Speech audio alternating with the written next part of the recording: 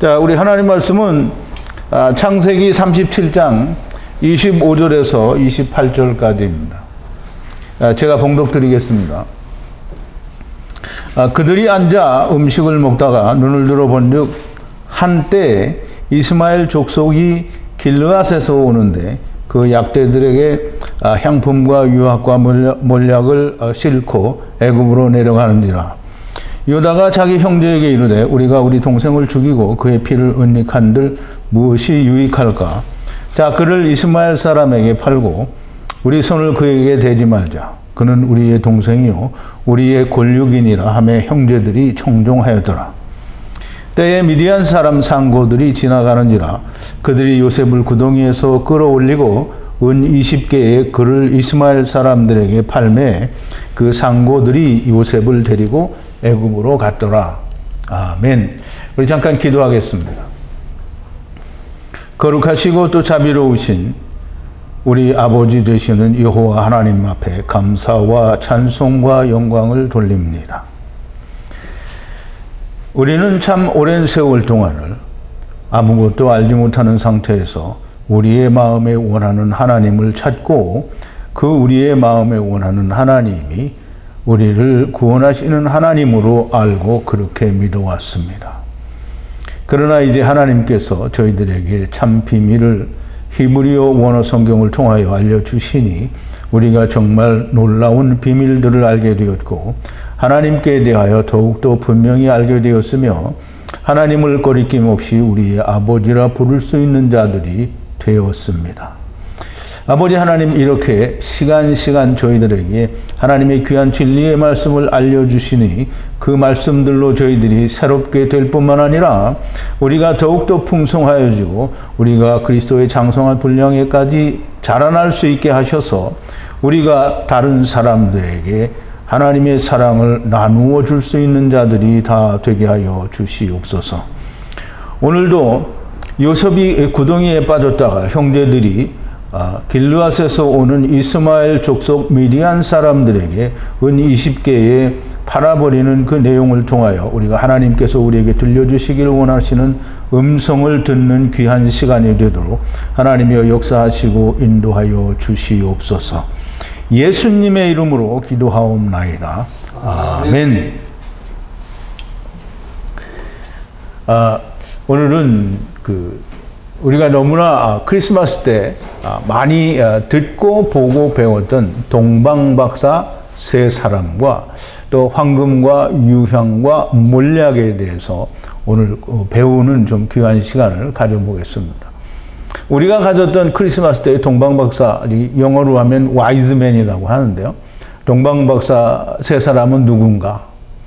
또 황금과 유향과 몰약은 도대체 무엇인가? 이 사람들은 어디에서 이걸 가지고 왔는가 너무나 궁금하고 또 우리는 그거를 도무지 알지 못하는 상태에서 매년 크리스마스 때마다 추리도 만들어 놓고 동방박사 세 사람을 맨날 노래를 부르고 또 그렇게 해왔던 겁니다. 그런데 오늘은 그 실체를 좀 잘 깨닫고 배우는 시간이 되기를 바랍니다. 먼저 우리가 이 향품과 유향과 몰약이라고 이 구약에는 표현이 되어 있는데요. 이걸 가지고 오는 이스마엘 족속들이 길르앗으로부터 오는데 이 사람들에게 요셉을 죽이려다가 이제 팔아버리는 형제들이 요셉을 은 20개에 팔아버리는 그 얘기를 통해서 우리가 그 내용을 좀 자세히 알아보겠습니다. 먼저 우리가 지난 시간의 얘기를 조금 요약을 해보면 야곱이 요셉을 자기의 형들에게 보냅니다. 이제 세겜에서 헤브론으로 보냈다라고 하는데 세겜에서 양을 치는 형들에게 요셉을 보내고요. 또 헤브론에까지 들어갔는지를 보러 가는 것이라고 제가 그렇게 말씀을 드렸습니다. 야곱이 요셉을 형들에게 보낸다라고 하는 말은 이스라엘의 예수 그리스도가 온다라고 하는 말씀을 미리 예언으로 보여주시는 겁니다. 그러나 이스라엘은, 즉 형들은 도단으로 갔다고 하는데 우리가 물리적으로는 분명히 다른 장소인 것이 틀림이 없으나 그러나 영적으로는 같은 장소에서 하나님의 뜻과는 상관이 없는 엉뚱한 길을 갔다라고 하는 얘기가 됩니다. 그래서 하나님의 기대와는 야타부하지 못한 가인들이라고 하는 것을 우리가 창세기 4장에서도 이미 본 바가 있습니다. 창세기 4장 7절에 보면 그렇게 말하죠. 네가 선을 행하면 어찌 낯을 들지 못하겠느냐. 선을 행치 아니하면 죄가 문에 엎드리느니라. 죄의 소원은 내게 있으나 너는 죄를 다스릴지니라 라고 그렇게 말씀을 하셨습니다. 창세기 4장에서 말씀하신 그 말씀이 이스라엘에서 그대로 일어나는 것이고, 창세기 4장에서 말씀하신 것을 오늘 창세기 37장에서는 조금 분명하게 밝히 드러내시고, 이스라엘의 역사가 이 유대 땅에서 일어날 때에는 아주 명백하게 다 드러난 상태로 보여지게 되는 겁니다. 오히려 이 요셉이 형들의 그 상태를 보러 갔는데 오히려 이 형들은 요셉을 죽이려고 합니다. 물론 예수님께서 세상에 오셨을 때 죽임을 당하실 뻔했죠. 그렇지만 형들이 죽이지 않고 애굽에 팔아버립니다. 어쨌든 예수님께서 세상에 오셨을 때도 헤롯에게 핍박을 받고 천사의 말을 듣고 헤롯을 피하여 애굽으로 내려갔다 오게 되는데요. 그 내려갔다 오게 되는 게 선지자로 말씀하신 것을 이루려 함이라라고 말씀을 하죠. 이스라엘 곧 형들은 요셉을 죽이려 하나 오히려 하나님의 예정과 뜻대로 애굽으로 팔려가게 됩니다. 요셉이 지체들을 데리고 애굽으로 가기 위해서 애굽으로 팔려가는 겁니다. 이제 우리가 지난 시간에도 말씀을 드렸지만 이 아브라함이나 이삭이나 야곱이나 이렇게 다 데리고 가는 것은 다 누이를 데리고 가고 또 자기의 그 지체라고 하고 데리고 가고 나올 때에는 아내라고 하고 데리고 나오죠. 그게 무슨 얘기냐면 첫사람 아담 안에서 데리고 갔다가 마지막 아담 안에서 데리고 나온다라는 말씀을 하시는 겁니다. 자, 이제 오늘 본문은 석절밖에 되지 않는데요. 참 그 내용이 되게 많이 있습니다. 그래서 좀 석절만 가지고 우리가 하는데도 좀 많은 분량을 얘기를 해야 됩니다.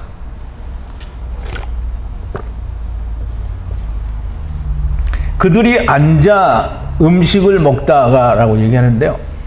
우리말 번역으로 보면 형제들이 어디 들에서 서풍처럼 나가 있다가 거기 앉아서 음식을 먹는 걸로 이해를 합니다. 그러나 히브리 원어에는 그렇게 되어 있지 않고요. 야샤부 하면서 어디에 이스라엘 땅에 들에 야샤부 하면서 음식을 먹는데, 음식은 그냥 우리가 얘기하는 어떤 곡물이나 어떤 뭐 고기를 먹었다든가 무슨 잔치를 먹었다는 게 아니고요. 레헴을 먹었습니다. 그러므로 레헴은 율법을 말하고요. 레헴을 먹다가 아칼 하다가 지금 레헴을 떡이죠. 떡. 그러니까 율법을 말하는 거예요. 진설병이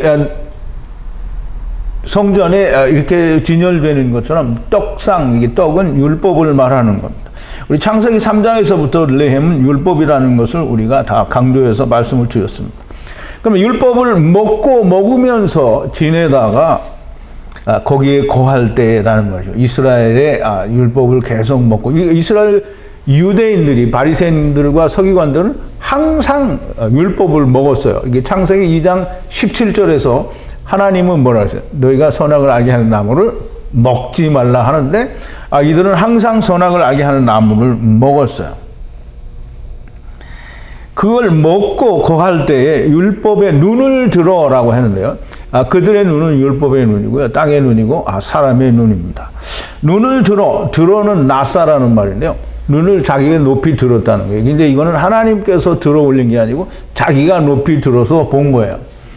자기 눈을 들어서 보니까 뭐가 보이냐면 때가 오는 거예요. 때가 오는데 무슨 때냐면 이스라엘 족속이 이제 길르앗으로부터 오는데요. 걸로 이제 들어오는 거예요. 들어오는. 이제 걸어오는 게 아니고 들어온다라는 말이에요. 이스라엘 족속, 즉 이시메아리라고 하기 때문에 이스마엘이 아니고 이스마엘 족속입니다. 그 족속이 길르앗에서 들어오는데 율법의 눈으로 보니 누가 보여요? 율법의 눈으로, 하늘의 눈으로 보면 예수 그리스도가 보이겠지만 율법의 눈으로, 땅의 눈으로 보니까 누가 보이냐면 율법을 가진 사람들이 보이는 겁니다. 그래서 이스마엘 족속이 보입니다. 길르앗으로부터 온다는데 이제 길르앗이 어딘지는 굉장히 중요합니다. 그리고 길르앗은 야곱과 라반이 대치하여 만났던 그 장소가 길르앗인데요. 즉 야곱과 라반이 대면하여 있던 곳입니다. 그러므로 길르앗은 굉장히 중요한 의미를 가지고 있는데요. 그냥 우리말 번역으로 하면 그냥 길르앗이 야곱과 라반이 대면했던 어떤 그 산 이름을 제가 잊어버렸는데 산의 앞에서 마주보고 있던 그 장소가 길르앗입니다.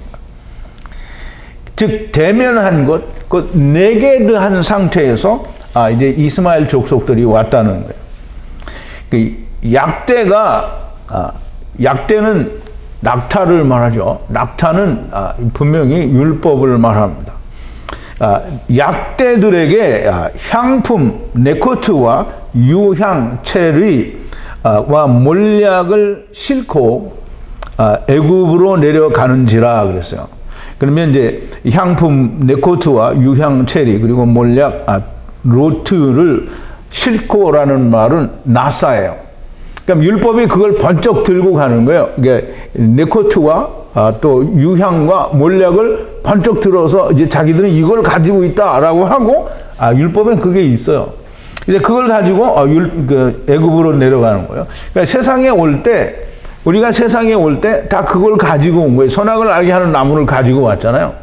근데 그 안에 그게 다 들은 거예요. 그럼 그걸 가지고 왔는데 지금 이스마엘 족속들이 그걸 가지고 애굽으로 내려가는 거죠. 그럼 세상에 내려가는 걸 다시 보여주는 거잖아요. 근데 그 세상으로 내려갈 때 혼자 가는 게 아니고 요셉과 같이 가는 거다라는 걸 이해를 해야 됩니다. 어쨌든 향품이라는 말은 네코트라는 말이고요. 물고기가 이제 파자를 하면 물고기가 손바닥으로 하나님께서 즉 물고기가 손바닥으로 나온 거기에 하나님께서 400세겔을 내기 위하여 오시는 거가 그게 이 네코트라고 합니다. 유향이라는 말은 이제 스트롱 코드가 687호인데요. 체리라고 하는데 우리가 먹는 체리가 아니고요. 성령으로 분리되는 말씀으로 권능이 되는 걸 말해요. 그래서 그걸 다른 말로 발삼 향유라고 하는데요. 그게 이제 그건 사전적 설명이고요. 발삼이라는 나무가 또 있다고 하는데 그게 어떤 건지는 사실상 잘 모릅니다. 어쨌든 그 이 유향과 몰약은 로트인데요. 로트는 30이라고 하는 그 소몰이 막대, 즉 하나님의 말씀을 이루는 그것이 어디에 있냐면 뱀 속에 있는 거죠. 그게 이제 성령으로 감추어져 있는 그게 로트입니다. 그래서 이것들을 약대들에게 들어올리고 그럼 약대들이 지고 가니까 그게 율법에 의해서 그게 번쩍 나타나 있다라는 거예요. 그럼 율법에 있다라는 건데요. 율법이 없는 게 아닙니다. 그러면 이제 우리가 좀 구체적으로 네코트와 유향과 그 다음에 몰약에 대해서 좀 알아보겠는데요. 향품이라고 하는데요. 근데 이제 그 우리가 신약에 보면 마태복음에는 동방 박사들이 뭘 가져오냐면 황금을 가져오죠. 황금은 누가 뭐라고 해도 하나님의 말씀입니다. 근데 여기서는 이제 네코트 향품이라고 되어 있는데요. 이제 번역이 향품이지만 이 히브리 말로는 네코트라는 말인데요. 물고기로 분리된 세상을 위해 하나님께서 400세겔을 내기 위해서 오신 그것이 네코트입니다. 이게 파자를 하면 그런 말이 되는 거고요. 그 다음에 네코트라는 말은 나카라는 단어에서 유래가 됐는데요. 네코트는 5219고요. 이 나카라는 단어는 5218입니다. 그럼 5218 이 나카라는 단어는 무슨 뜻이냐면 맞은 또는 고통받는 이런 뜻입니다. 근데 그런 단어에서 유래가 되어서 이 네코트라는 사전적 의미는 무슨 뜻이냐면 이 세게 맞는 것, 세게 치는 걸 말해요. 그래서 네코트라는 말에는 향이라는 의미가 뜻이 거기에 들어있기 때문에 두들겨 맞아서 쪼개져서 향이 나오는 걸 말해요. 이게 굉장히 어떻게 들으면 그걸 어떻게 그렇게 다 찾아내느냐 이렇게 말할 수 있는데, 이게 다 사전을 찾아보면 다 연관이 있어서 다 그런 의미를 가지고 있습니다. 그래서 이 나무는 사람이죠. 그러면 이제 우리가 백향목 나무의 지인을 우리가 공부를 했잖아요. 그럼 백향목 나무가 칼로 찢어지거나 깨지거나 아니면 부러뜨리면 거기서 진이 나오잖아요. 그런 것처럼 백향목 나무의 진은, 백향목 나무는 방주를 만드는 거니까 그리스도를 상징하고, 또 백향목 나무의 진은 이 방주에서 흘러나오는 피를 얘기하므로 진이니까 나무의 진은 이제 피라고 우리가 이해를 했을 때, 지금 어떤 나무가 두들겨 맞아서 거기서 진이 나오고 그걸로 말미암는 향이 나온다라고 하는 말을 우리가 이 구약에서 보면 이 사무엘하 7장 14절에 보면 그런 말이 있습니다. 프린트 5번인데요.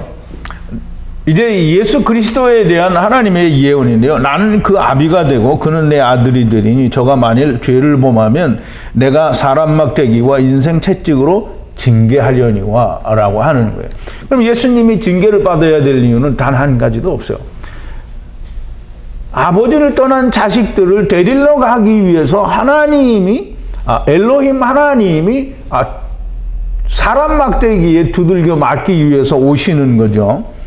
그 다음에 이사야서 53장 6절에 보면 이 사람 막대기로 매를 맞는 엘로힘의 모습이 자세히 나오는데요. 이사야서 53장 6절입니다. 6번인데요. 그가 찔림은 우리의 허물을 인함이요 그가 상함은 우리의 죄악을 인함이라. 그가 징계를 받음으로 우리가 평화를 누리고 그가 채찍에 맞음으로 우리가 나음을 입었도다. 우리는 다 양 같아서 그릇 행하여 각기 제 길로 갔거늘 여호와께서는 우리 무리의 죄악을 그에게 담당시키셨도다. 이게 지금 네코트라는, 지금 그 내용이 다 하나님의 말씀이에요. 즉 내가 데리고 갔다가 내가 너희를 데리고 오겠다라는 그 말씀이 그 안에 들어있는 게 그게 네코트입니다.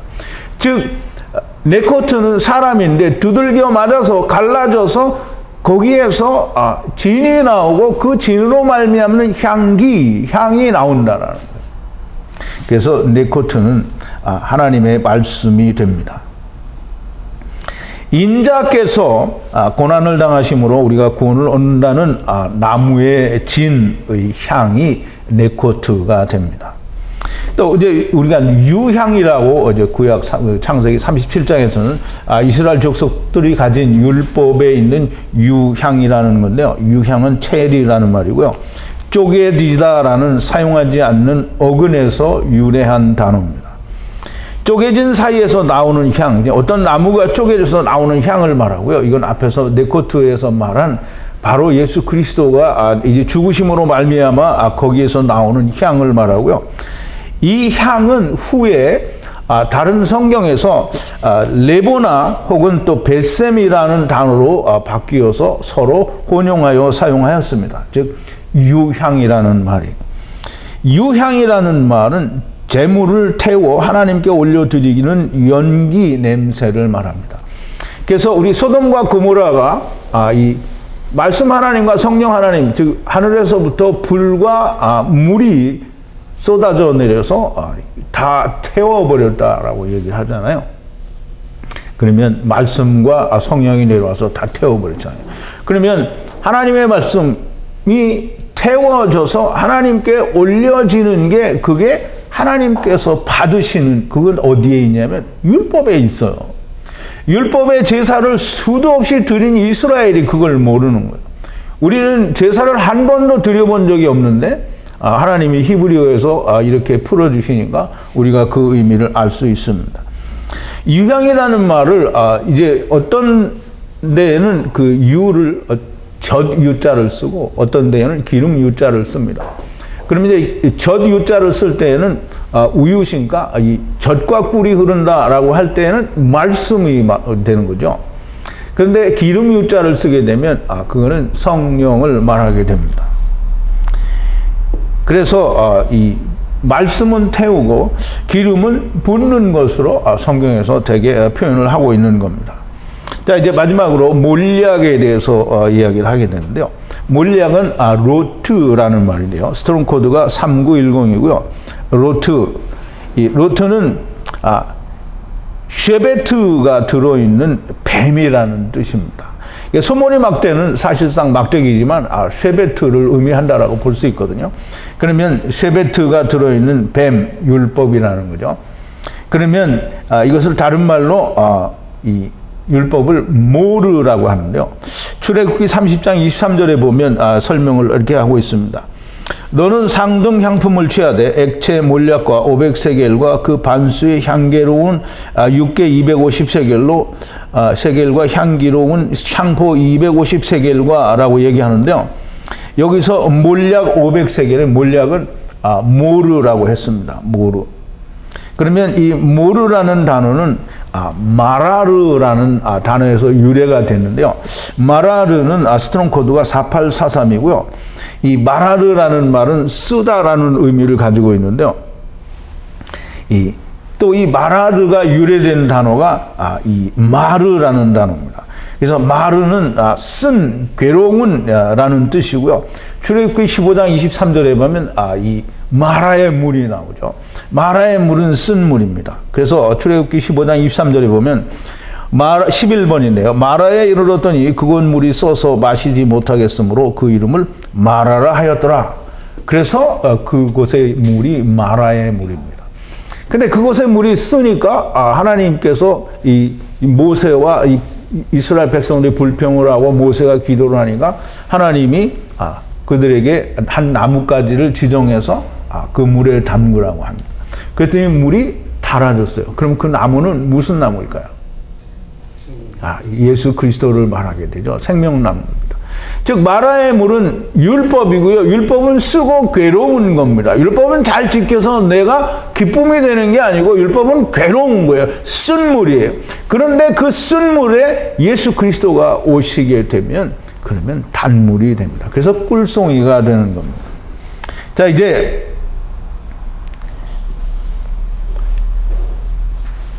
동방 박사가 몰약을 가져온 것은 예수 그리스도께서 율법에서 말씀한 예수 그리스도다라고 하는 걸 말하는 거예요. 그러므로 이 동방 박사가 황금과 유향과 몰약을 가져온 것은 하나님의 말씀과 제사와 또 율법을 가져왔다라고 하는 거예요. 다른 게 아닙니다. 황금을 뒤집다 찾아서 그 사람들이 황금이라는 금을 가져왔다라고 생각하면 참으로 미련한 사람이 됩니다. 동방박사가 황금과 유향과 몰약을 가져온 것은 율법에 약속하신 메시아가 성령으로 감동되어져 말씀으로 오신 메시아라는 의미를 가지고 있는 겁니다. 애굽에 팔려가는 요셉이 바로 그 율법에 약속하신 일을 이루기 위해 애굽으로 가신다라는 것을 창세기 17장에서는 말씀을 하는 거예요. 그러면 율법을 가지고 가는 거, 요셉이 데리고 가는, 애굽으로 데려가는 모든 사람들이 율법을 가지고 자기 일을 하러 가는 거죠. 선악을 알게 하는 나무를 가지고 간다라고 하는 겁니다. 율법에 약속하신 대로 성령으로 말미암아 고난과 핍박을 당하시고 죽이심을 당하심으로 자기의 백성들 곧 양들의 허물과 죄를 사하시고 치료를 받게 하시기 위해 애굽으로 팔려가시는 것이 됩니다. 그러면 동방박사는 과연 누구인가? 이 동방박사는 누구인가? 이 동방박사를 해결하지 않고 넘어가면 굉장히 껄끄럽고 답답할 것 같아서 우리가 마태복음은 아직 오지 않았지만 동방박사 이미 나왔으니까 동방박사를 우리가 좀 해결을 해보자고요.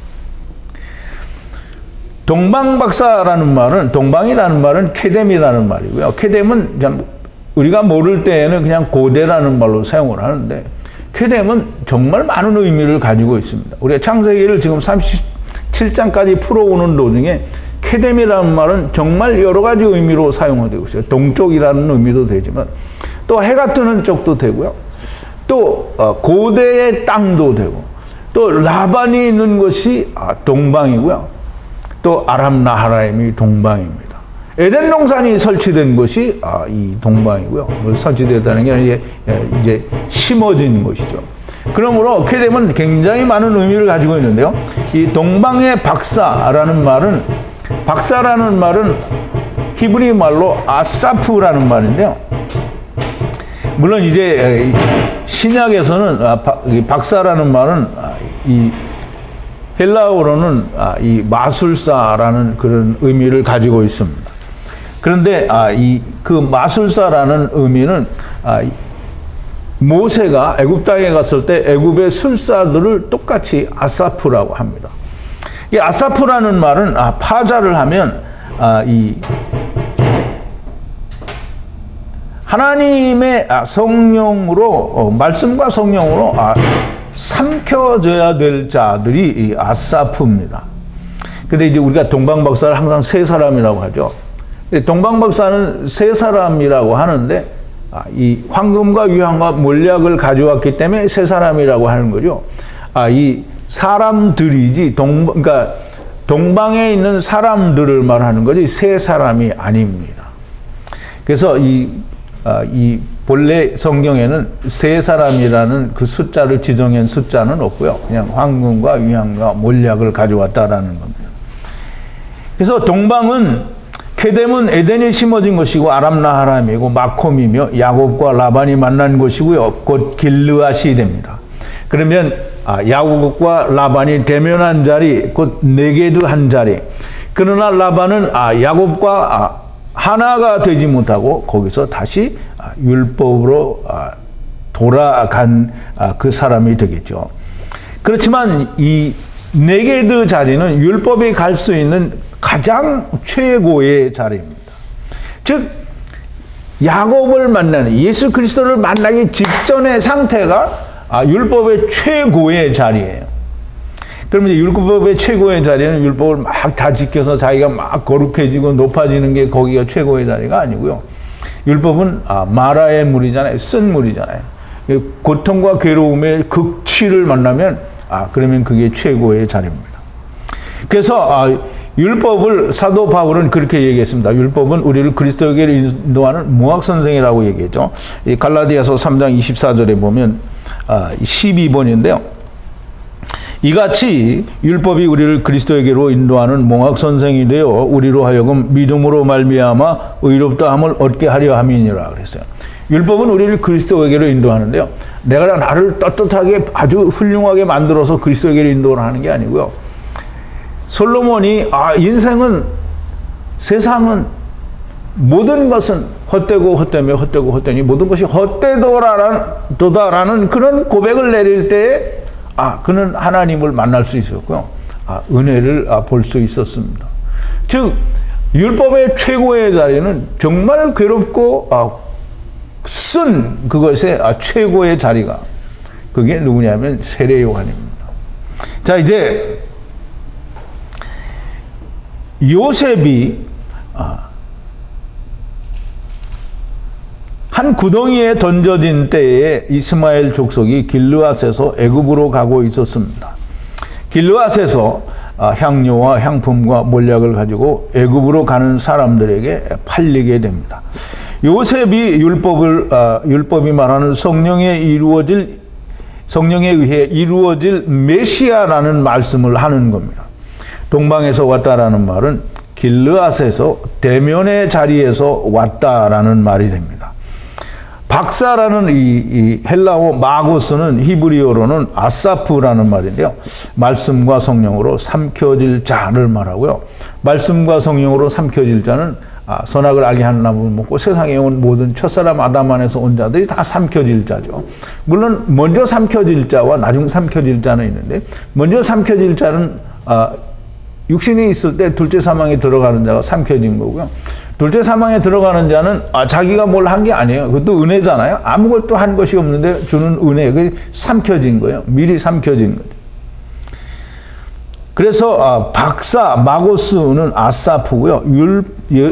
요셉이 팔려간 이 사람들은 이스라엘 동방 사람들이요. 율법을 말하는 즉 이스마엘 족속 중에 조금 후에 나오는데 미디안 족속이라고 얘기를 합니다.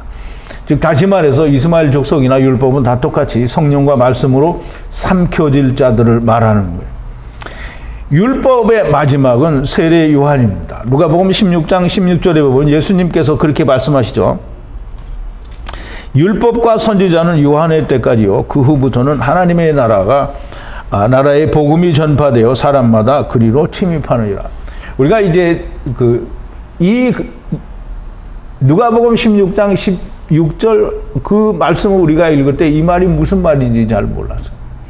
그런데 너무나 명백하게 율법에 대한 이해와 또 예수 그리스도의 우리를 위하여 주신 모든 살과 피를 우리가 바르게 이해를 하게 될 때, 그 뒤로는 침노하는 자가 천국에 들어간다라는 말이, 이 침노한다라는 말은 무조건 들어가는 거잖아요. 그 우리가 다 아무것도 한 것도 없는데 침노하는 거예요. 자, 이제 율법의 마지막이 세례 요한이잖아요.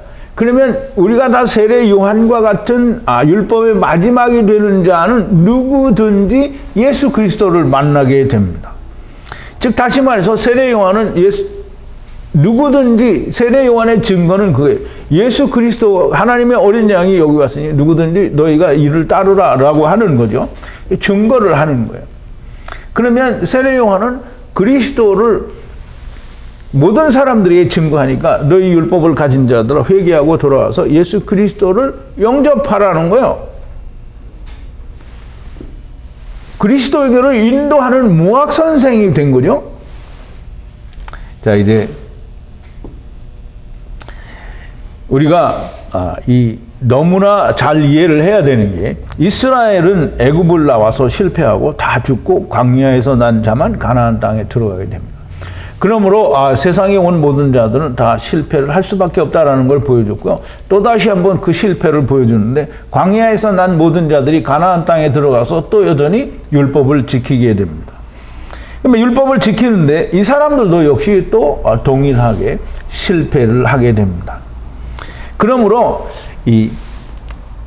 이스라엘 그 땅 자체가 하나님이 택하신 백성들이다라고 말을 하는데 우리가 생각하는 택하신 백성이 아니고요.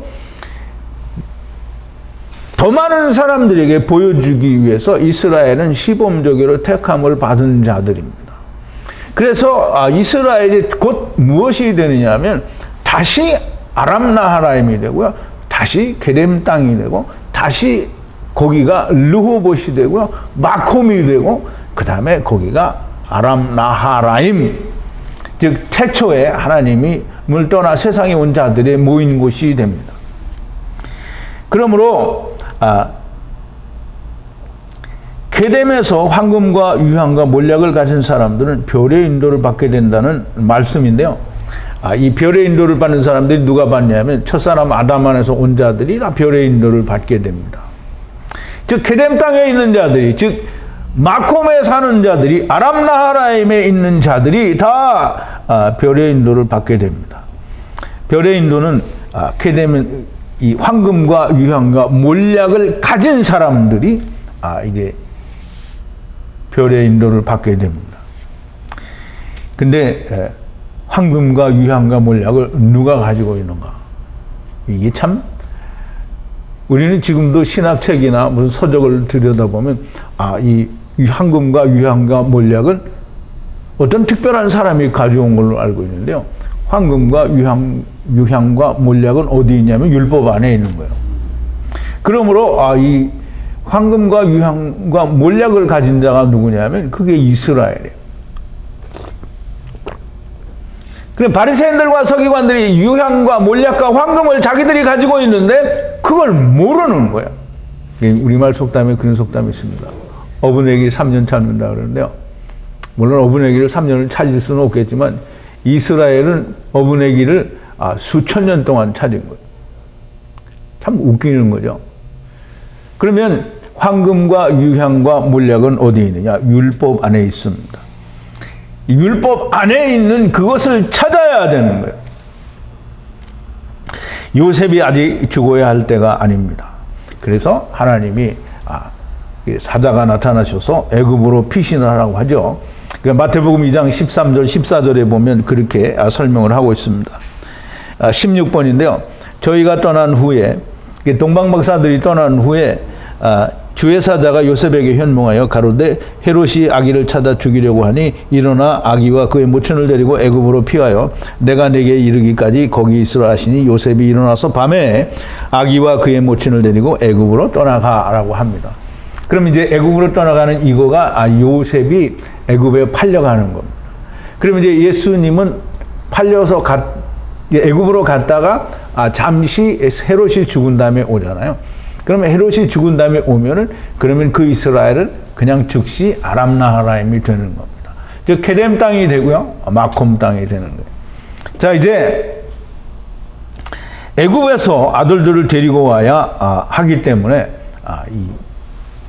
마태복음 2장 15절에 보면 그렇게 얘기하죠. 헤롯이 죽기까지 17번인데요. 죽기까지 거기 있었으니 이는 주께서 선지자로 말씀하신 바 애굽에서 내 아들을 불렀다 함을 이루려 하심이니라. 그럼 애굽에서 내 아들을 불렀다. 아들만 불렀겠어요? 아들에 속한 모든 자를 부른다라는 얘기가 됩니다. 그래서 다시 돌아올 때에는 광야에서 태어난 이스라엘과 가나안 땅이 곧 아람 나하라임 케뎀이 된다라는 말입니다. 자, 이제 유다가 말을 하죠. 형제의 피를 흘리고 덮는다라는 말은 카사라는 말인데요. 그 덮으면 무엇이 유익하냐? 근데 맞는 말인 것 같은데 사실은 틀리는 말입니다. 왜냐하면 형제가 피를 흘려야 자기들이 구원을 받습니다. 그런데 아직은 때가 아니라는 거예요. 형제의 피가 드러나야 하는 그것이 맞는 말이지만 사실은 아직은 때가 아니다라는 거예요. 그러므로 유다가 말을 하죠. 하나님의 개입이 있었다라는 말이 됩니다. 그래서 유다가 말을 하고 그럼 우리가 형제를 요셉을 팔자라고 얘기를 해서 이제 팔려가게 되는 겁니다. 예, 그러므로 유다가 말을 하죠. 유다가 팔자라고 하는 말은 이게 구원이 유대인에게서 난다라는 말씀을 이루기 위해서입니다. 요한복음 4장 22절에 보면 사마리아 여인에게 그렇게 얘기하죠. 구원은 유대인에게서 남이니라 라고 얘기를 하죠. 자, 이제 그를 이스마엘 사람들에게 팔고 라는 말인데요. 이스마엘 사람들에게 팔았다라는 말은 선악을 알게 하는 나무를 가진 자들, 율법을 가진 자들에게 팔았다라는 말이에요. 그 말은 뭐냐면 우리가 율법을 가지고 선악을 알게 하는 나무를 먹고 우리가 세상에 왔잖아요. 그럼 뭐예요? 죄에 팔렸다라는 거거든요. 그럼 예수님도 똑같이 죄에 팔렸다라는 거예요. 왜? 우리를 구원하기 위해서 죄에 팔리셨다라는 말이에요. 그러면서 그에게 손을 대지 말자. 그는 우리의 형제요 살인이라. 그랬더니 형제들이 그 말을 듣더라라고 합니다. 청종하였더라라는 말은 듣더라, 샤마하였더라는 말이고, 샤마는 듣는 대로 그대로 행하는 것을 샤마라고 합니다. 우리가 하나님의 말씀을 듣는다라고 하면 하나님의 말씀을 듣고 아무것도 안 하면 들은 게 아니에요. 들으면 그대로 해야 되는 겁니다. 미디안 사람이라는 말은 미드얀이라는 말인데요. 구두라의 아브라함의 이제 사라가 죽고 나서 얻은 후처의 자식이 6이 있죠. 그 중에 하나가 미디안인데요. 그 후손을 말하고요. 이스마엘 족속이라고 말하는 것은 이스마엘이 하갈의 자손이고 또 사라의 자손이 아니기 때문에 이 구두라 후처 똑같이 이스마엘 족속이다 이렇게 말을 하는 겁니다. 이 요셉을 빈 우물에서 이 구두라 미디안 사람들이 그 사람들을 이스마엘 족속들 중에 상고라고 했어요. 상고라는 말은 무역을 하고 뭐 물건을 사고 파는 거래하는 사람들을 말하는데요. 어쨌든 이 미디안 사람들이 지나가니까 그 사람들을 그 사람들에게 요셉을 빈 구덩이에서 끌어올려 가지고 은 20개에 팔아버립니다. 그래서 이스마엘 족속들 중에 하나인 미디안 족속이 이 요셉을 데리고 애굽으로 내려가게 됩니다. 이제 마지막으로 우리가 좀 중요하게 생각을 해야 될 것은 유다는 예수님을 은 30개에 파는데요. 여기는 율법에서는 은 20개에 팔립니다.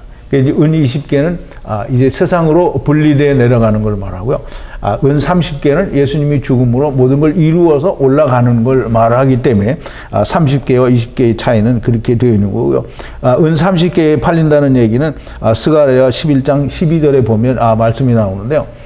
그 말씀은 스가랴를 우리가 공부하게 될 때 또 다른 시간에라도 혹시 이제 말씀을 나누게 될 때 공부를 하겠습니다. 이제 그 별에 대한 얘기를 하지 않았는데요. 별은 누구이겠습니까?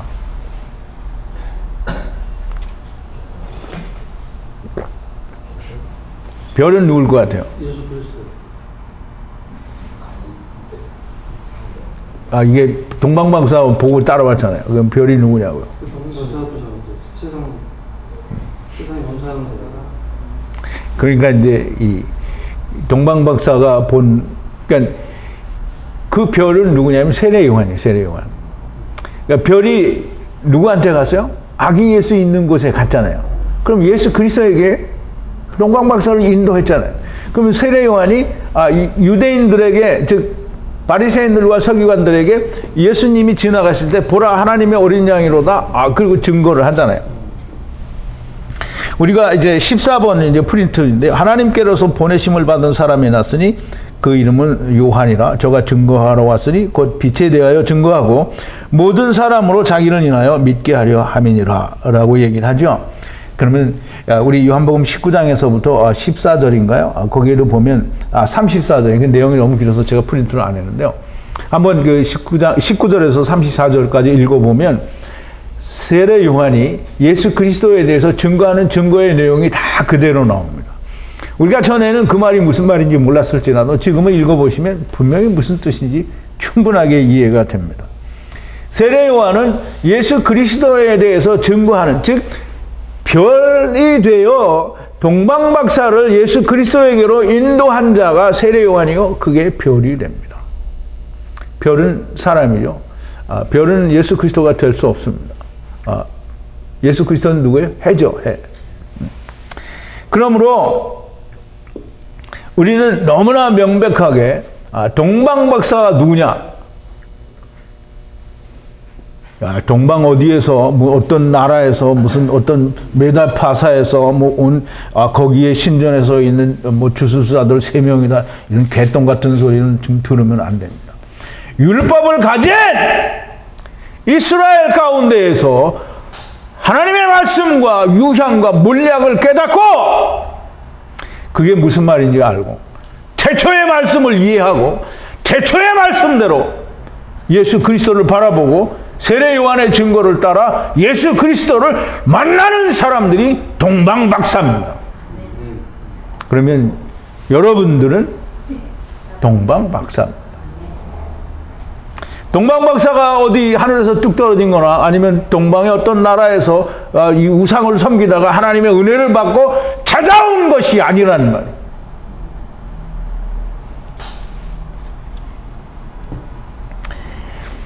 약대 위에, 즉 낙타 위에, 즉 율법 위에 있는, 율법이 말하고 말씀하고 있는 향품과 황금과 유향과 몰약은 다 율법 안에 있는 거예요. 율법 안에 들어있는 쉐베트를 하나로 줄이면 향품과 유향과 몰약, 즉 황금과 유향과 몰약을 하나로 줄이면 생명나무가 되는 겁니다. 그게 창세기 2장 9절에 뭐라고 했어요? 생명나무도 있더라 라고 하잖아요. 이거를 이 향품과 유향과 몰약, 황금과 유향과 몰약을 발견할 수 있는 사람이 누구겠습니까? 동방에 있는 어떤 우상 섬기는 놈들이 그걸 발견할 수 있는 게 아니라 율법을 가진 자만이 발견을 할 수 있는 거예요. 그러니까 그걸 발견할 수 있는 사람들은 반드시 이스라엘 사람들이어야만 합니다. 동방박사는 케뎀에 있는 자들입니다. 즉 아람 나하라의 마콤, 루버, 이스라엘에 있는 자들이 동방박사이어야만 합니다. 이제 돼야 되겠죠. 동방박사가 돼야 되겠죠. 그러면 이 케뎀 사람들을 아기 예수에게로 인도하는 그 별은 곧 세례 요한이 됩니다. 세례 요한은 예수 그리스도를 증거하기, 지금 빛에 대하여 증거하기 위해서 마지막으로 예수님이 오시니까 그 예수를 증거하기 위하여 광야에서 외치는 자의 소리로 세상에 오게 된 겁니다. 그러면 여러분들은 이제 우리가 다 하나님의 말씀을, 태초의 말씀, 첫사람 아담 안에서 와서 마지막 아담 안에서 우리가 가는 예수 그리스도 인자 위에 우리가 내려왔다가 올라가는 첫사람 아담 안에서 내피시 하이로 왔다가 예수 그리스도 안에서 우리가 다 하나님을 향하여 살아있는 영으로 돌아가게 되는 그 말씀을 가진 여러분들이 동방박사가 됩니다. 즉 세례 요한의 증거를 받은 자가 되는 것입니다. 굉장히 어려운 말씀이었고요. 참 쉽지 않은 부분이었는데 참 많은 고민과 어떤 그 묵상 가운데서 이렇게 결론을 낼 수가 있었습니다. 그래서 여러분들은 이 창세기 37장 25절에서 28절까지 넉 절인데요. 넉 절 가지고 우리는 지금 1시간 동안을 여러분들과 같이 향품과 유향과 몰약 그리고 동방박사 이런 것들에 대해서 우리가 좀 적나라하게 우리가 배워봤습니다. 여러분들에게도 깊은 은혜가 있게 되기를 바라고요. 여러분들이 다른 사람들에게도 나눌 수 있는 때가 반드시 오리라고 봅니다. 우리 기도하시겠습니다.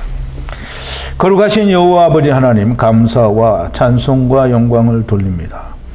오늘도 하나님께서 창세기 37장 25절에서 28절 사이에 있는 그 놀라운 말씀을 가지고 우리가 이 황금과 유황과 몰약 그리고 세례 요한 또 별 그리고 동방박사가 누구인지 자세히 알 수 있게 되었습니다.